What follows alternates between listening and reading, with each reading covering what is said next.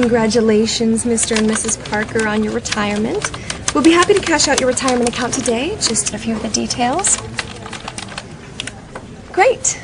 Now let me go get your money.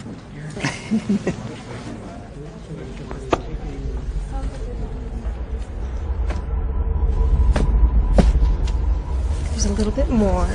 Okay, 5, 10, 15, 20. That's it. Now don't spend it all in one place.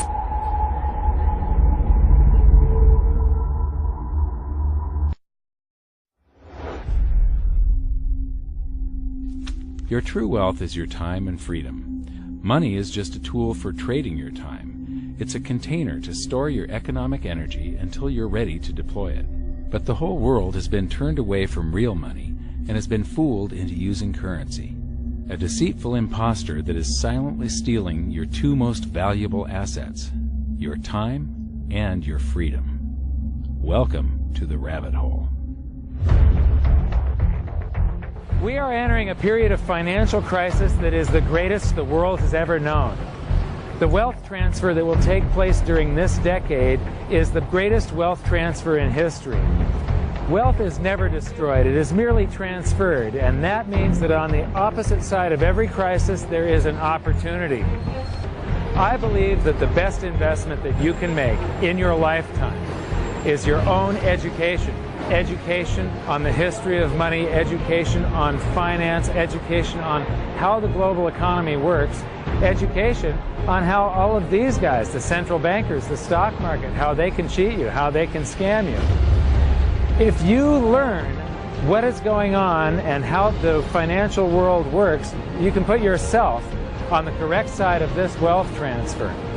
Winston Churchill once said that the further you look into the past, the further that you can see into the future. This program is all about creating your own crystal ball, being able to gaze into the future, being able to change this crisis, the greatest crisis in the history of mankind, into your great opportunity.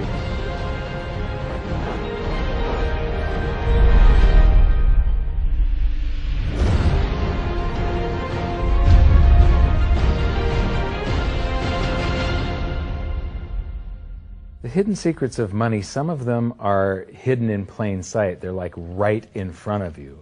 The way the monetary system works is something that isn't actually hidden away from all of us. It's out in the open, but it's complex and people just they can't see how it works.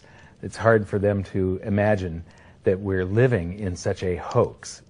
Others are meant to be secret, but the truth is slowly coming out, like the Federal Reserve being a private corporation and not really part of the U.S. government. But when I started studying this, what I found was that there was no place that I could point people to where they could get it all in one spot.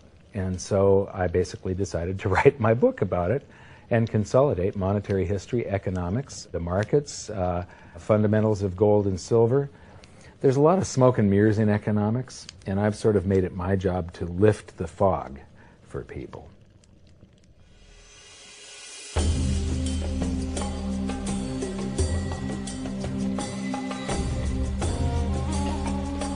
Welcome to Egypt. This is where it all began. Roughly 5,000 years ago, the Egyptians started using gold and silver as their predominant form of currency. But it was not yet money. The pieces of gold and silver that they were using were odd sizes and weights, odd purities, so it still was not interchangeable, where each unit is the same as the next.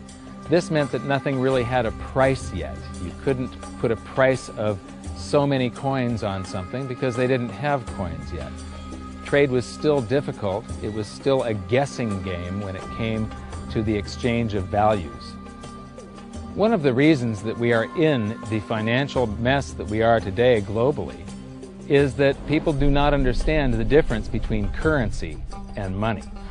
Currency is a medium of exchange, a unit of account. It is portable, durable, divisible, and something called fungible. Fungible means that each unit is the same as the next unit. $1 in my pocket buys the same amount as $1 in your pocket.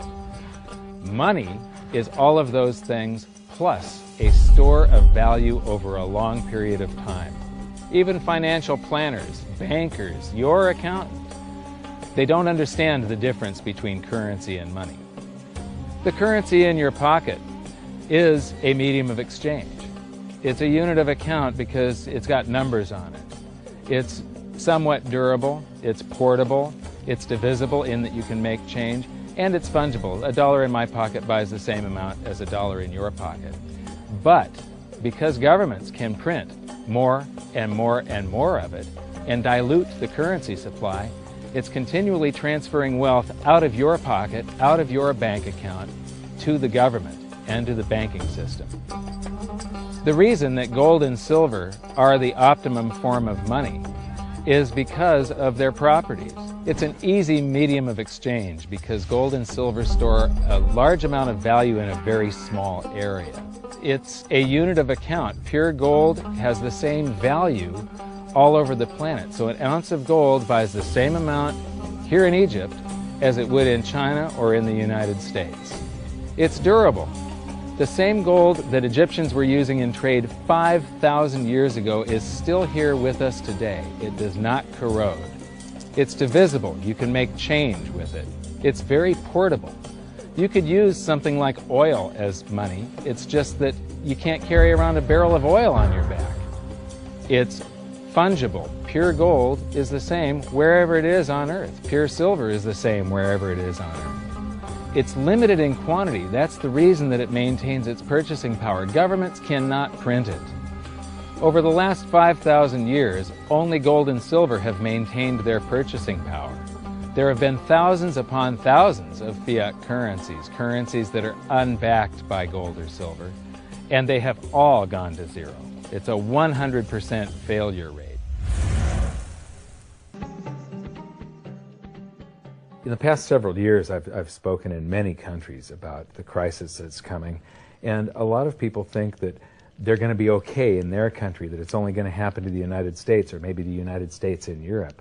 But what they don't realize is that this is a global phenomenon. I got to show you something here. This is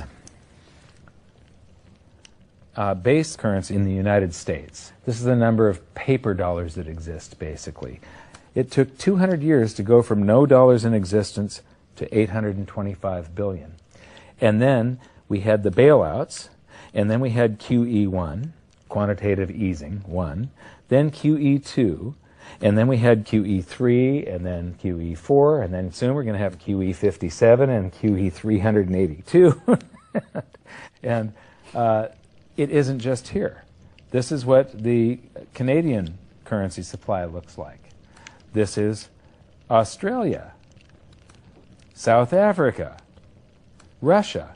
Now, this starts out in just the year 2001, and this is like 18 times more currency in existence in a little over a decade.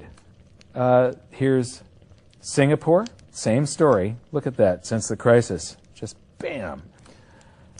India, China, every government on the planet is doing this insane deficit spending and expanding their currency supplies, doing bailouts, and history shows that there is no example of this turning out well.